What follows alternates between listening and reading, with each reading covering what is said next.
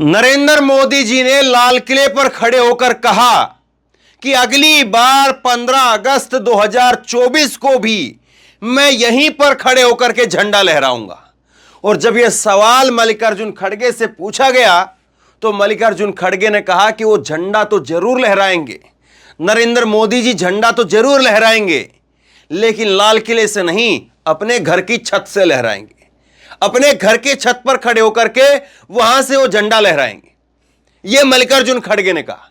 एक लाइन का जवाब दिया उन्होंने, और वो एक लाइन का जवाब जो है वो जबरदस्त वायरल हो गया और अब लोग उस पर तरह तरह से कमेंट कर रहे हैं। मैं आपको दोनों चीजें दिखाता हूं। ये बीबीसी का जो है वो खबर देखिए, और इसमें नरेंद्र मोदी जी ने कहा कि अगली बार 15 अगस्त को इसी लाल किले से मैं देश की उपलब्धियां, उसकी सफलता और गौरवगान आपके सामने प्रस्तुत करूंगा। मतलब कि अपने आप को डिक्लेयर कर दिया कि मैं ही प्रधानमंत्री बनने जा रहा हूं और अगली बार भी झंडा मैं ही फहराऊंगा, और अगली बार भी जिस तरह से अब मैं गुणगान कर रहा हूं वैसे ही मैं अगली बार भी गुणगान करूंगा। लेकिन यह जब सवाल पूछा गया मल्लिकार्जुन खड़गे से तो उनका जवाब सुनिए। वो प्रधानमंत्री नरेंद्र मोदी अगली बार फिर झंडा फहराएंगे तो अपने घर के ऊपर झंडा फहराएंगे, ये उन्होंने कहा। चंद सेकंड की वीडियो है, जरा देखिए। तो अगले साल फिर झंडा फैलाएंगे, अपने घर के ऊपर फैलाएंगे। तो अगले साल फिर झंडा फैलाएंगे, अपने घर के ऊपर फैलाएंगे। तो अगले साल फिर झंडा फैलाएंगे, अपने घर के ऊपर फैलाएंगे। तो ये मल्लिकार्जुन खड़गे ने यहां पर कह दिया कि अगली बार जब वो झंडा फहराएंगे तो अपने घर के ऊपर जो है वो झंडा फहराएंगे। ये जो है वो मल्लिकार्जुन खड़गे ने यहां पर कहा, और जैसे ही ये कहा कि ये वायरल हो गया। अब ये यहां पर जो है वो जो बाइट ले रहे थे एएनआई के रिपोर्टर सिद्धार्थ शर्मा, उन्होंने ट्वीट किया। उन्होंने ट्वीट करके कहा है कि नेता जब जमीन से उठ करके कार्यकर्ता बनता है, नेता जब जमीन से उठ करके कार्यकर्ता से नेता बनता है तो हाजिर जवाबी का हुनर अपने आप आ जाता है। ये बात मैं कांग्रेस अध्यक्ष खड़गे के साथ अभी तक हुए साक्षात्कारों के आधार पर कह सकता हूं कि एक बात और कि कांग्रेस के छोटे से लेकर के बड़े नेताओं से पीआर कंपनी और इवेंट कंपनी और सोशल मीडिया संभालने वाले सेवाएं ले रखी हैं, लेकिन अध्यक्ष होते हुए भी इनमें से कोई भी तामझाम उनके इर्द गिर्द नहीं है। उनका भाषण लिखने और रिसर्च में चुनिंदा राजनीतिक लोग ही भागीदारी देते हैं। तो बहुत लंबे समय से जो है वो सिद्धार्थ शर्मा कांग्रेस को कवर करते रहे हैं। राहुल गांधी, सोनिया गांधी, तमाम नेताओं के इंटरव्यू भी किए हैं, और उसी आधार पर जो इन्होंने ये बात कही है। उन्होंने कहा कि जब एक कोई छोटा जब कार्यकर्ता जब वो उठ करके वो जब नेता बनता है तो वो अपने आप जो है वो हाजिर जवाबी उसके अंदर आ जाती है, क्योंकि वो इतनी ठोकरें खा चुका होता है।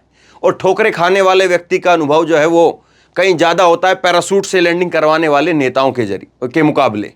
दूसरी बात ये कह रहे हैं कि बहुत सारे नेता कांग्रेस में ऐसे हैं, और ये अब ट्रेंड बन गया है कि चुनाव होते ही जो है वो, पहले होता था कि चुनाव की घोषणा है या चुनावी साल है तो नेता जाते थे लोगों के दरवाजे पर, और लोगों के दरवाजे पर जाकर के कहते थे कि देखिए जो कुछ भूल हुई है, जो कुछ गलती हुई है, जो कुछ कमी बेसी रही है उसको माफ करना, अगली बार के लिए वोट देना, जो काम बचे वो अगली बार करा देंगे। कुछ साल पहले तक ये ट्रेंड होता था, लेकिन अब नेता लोगों के दरवाजे पर नहीं जाते, नेता जाते हैं पीआर कंपनी के दरवाजे पर, और पीआर कंपनी के दरवाजे पर जाकर के नेता कहते हैं कि ऐसा कुछ बनाओ, बढ़िया सा पोस्टर वोस्टर झक्कास सा, ऐसा कुछ गाना वाना बनाओ, म्यूजिक डालो कि लोग जो है उसी में खो जाएं। ऐसे कुछ पोस्टर में वादे वगैरह बनाओ, ऐसे कुछ लिस्ट वगैरह बनाओ, और ये काम करा दिया, वो काम करा दिया, अब ये करेंगे, अब वो करेंगे, और लोग उसी में बह जाएं। और उन्हीं से लोग भाषण लिखवाते हैं, उन्हीं से लोग पूछते हैं कि हाँ क्या बयान देना, क्या नहीं देना, क्या बोलना है, क्या नहीं बोलना है। तो वो सारी बातें जो है सिद्धार्थ शर्मा कह रहे हैं कि मल्लिकार्जुन खड़गे जो हैं वो अब भी एक ऐसे नेता हैं जो अपने चीज़ें खुद ही तय करते हैं, और जो कुछ उनके रणनीतिकार भी हैं तो वो राजनीति से जुड़े हुए लोग हैं। इस बात को जो है ये मल्लिकार्जुन खड़गे कह रहे हैं। देखिए, एक वक्त था कि देश के अंदर जो है वो 26 जनवरी, 15 अगस्त, ये जो राष्ट्रीय पर्व के दिन होते थे, उस दिन राजनीति नहीं होती थी। उसके अगले दिन या उसके अगले दिन जो है वो बोला जाता था। इस दिन जो है एक छुट्टी जैसा माहौल होता था कि ठीक है, प्रधानमंत्री ने कुछ बोला है, कोई बात नहीं, हम उसका स्वागत करते हैं, बस इतनी सी बात रहती थी। बहुत ज़्यादा जो है उसको क्रिटिसाइज नहीं किया जाता था। ये मैं कांग्रेस के टाइम की भी बात बता रहा हूँ और उससे पहले की भी बात बता रहा हूँ। लेकिन अब धीरे धीरे वक्त के साथ में राजनीति इतनी बदली है कि देश के लाल किले पर खड़े होकर के, लाल किले की प्राचीर से वो प्रधानमंत्री अपने खुद को घोषित कर देते अगली बार का प्रधानमंत्री। और जब वो, जाहिर सी बात है, इतनी बड़ी बात कह देंगे तो विपक्ष भी क्या करेगा, क्या कहेगा, स्वागत करते हम भी, या चुप्पी साध लेगा। तो इसका मतलब तो ये चला जाएगा कि हाँ, इसीलिए विपक्ष के नेताओं की भी अब मजबूरी हो जाती है कि वो कुछ ना कुछ उस पर कमेंट करें।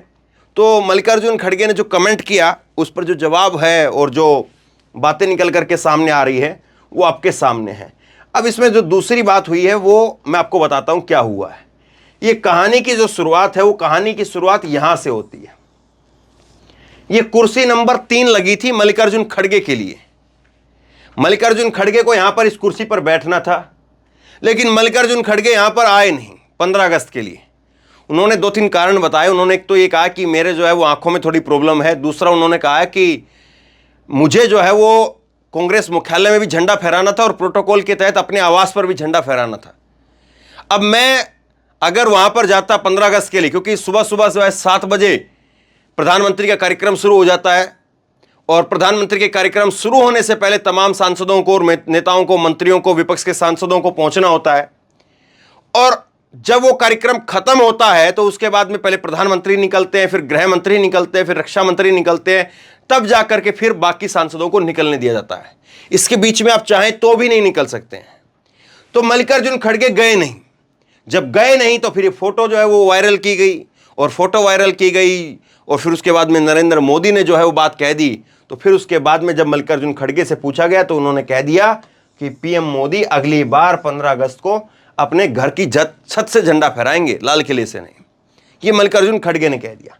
पवन खेड़ा ने भी ट्वीट किया। पवन खेड़ा ने लिखा है, विपक्ष से तो प्रोटोकॉल का पालन करे कि लाल किले के कार्यक्रम में उपस्थित रहने की उपेक्षा की जाए और प्रधानमंत्री प्रोटोकॉल तोड़ते हुए लाल किले की प्राचीर से विपक्ष को कोसे, हम यह क्यों स्वीकार करें।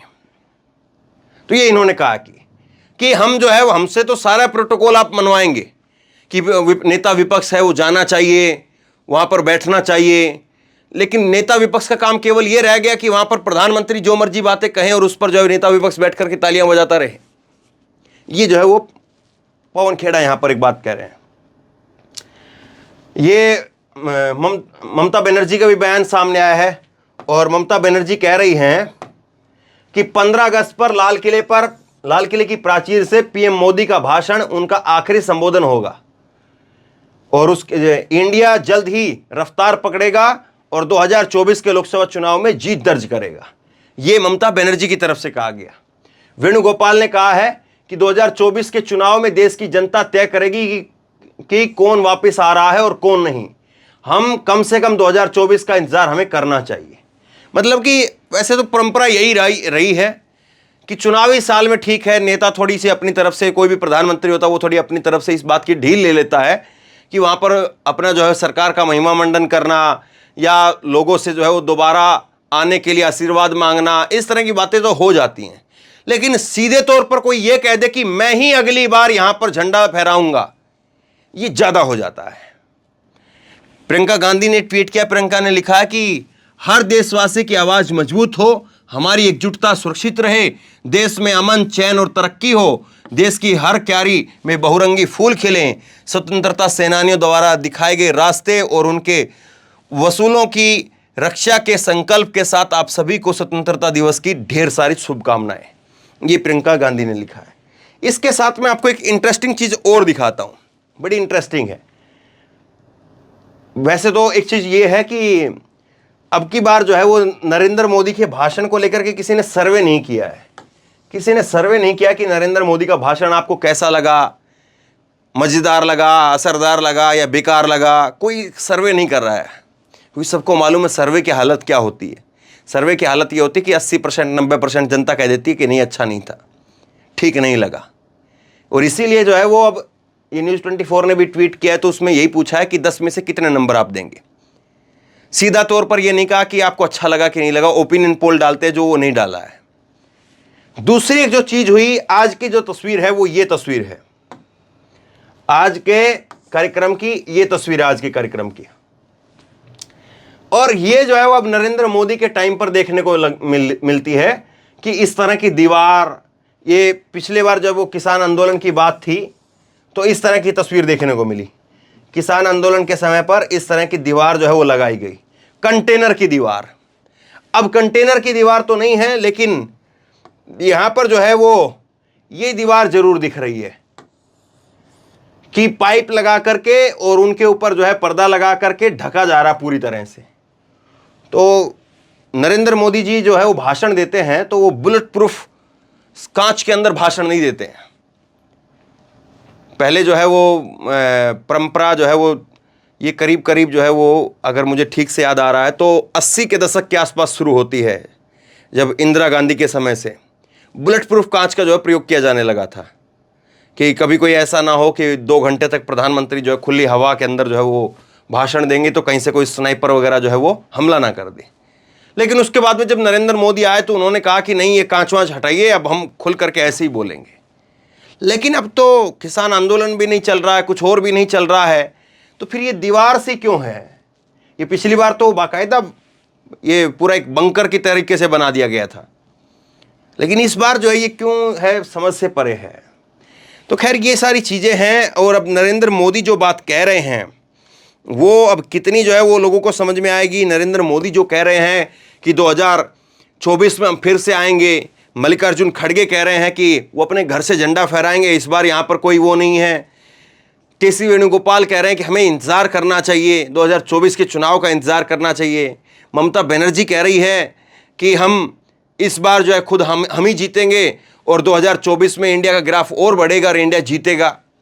और ऐसे में जो है नरेंद्र मोदी जो बात कह रहे हैं, अब सवाल ये है कि क्या वाकई नरेंद्र मोदी जी को लगता है कि वो जीत करके आएंगे और उस विश्वास से उस बात को कह रहे हैं, या नरेंद्र मोदी जी को ये लगता है कि कहीं से कोई हवा जो है वो ढीली ना रह जाए, कहीं से माहौल जो है वो ढीला ना रह जाए, इसलिए माहौल को बना करके रखो।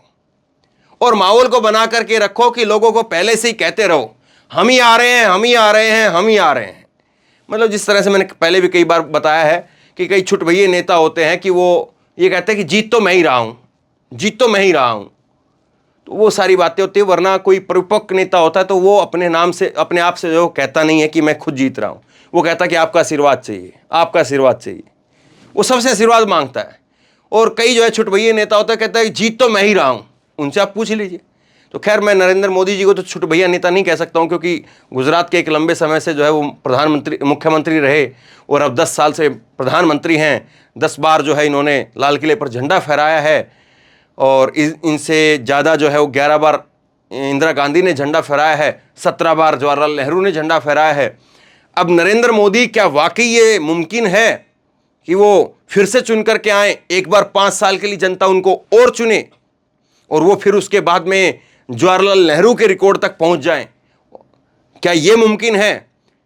तो ये तो आप ही बता सकते हैं, लोग बता सकते हैं कि वाकई लोगों के दिलों में क्या चल रहा है। आप लोग बताइए कि क्या नरेंद्र मोदी जी को देश की जनता एक बार और मौका देने वाली है, एक बार और जो है उनको प्रधानमंत्री की कुर्सी पर लाल किले पर झंडा फहराने के लिए भेजने वाली है, या इस बार जनता जो है वो ऐसा इंतजाम करेगी कि नरेंद्र मोदी जी अपने घर पर रह करके अपने घर पर झंडा फहराएं? नीचे कमेंट बॉक्स में अपनी राय जरूर दीजिए। उनके भाषण को कितना नंबर देंगे ये भी जरूर बताइए। और इसी तरह की तमाम खबरों के लिए ऑनलाइन न्यूज़ इंडिया को सब्सक्राइब कीजिए, साथ में जो बेल आइकन है घंटी है उसको जरूर दबाइए, ताकि जैसे कोई खबर अपलोड करें उसकी नोटिफिकेशन सीधे सबसे पहले आपको मिल सके। और अगर ये वीडियो फेसबुक पर देख रहे हैं तो फेसबुक पर हमारे पेज को लाइक कीजिए, फॉलो कीजिए और इस खबर को शेयर कीजिए। धन्यवाद।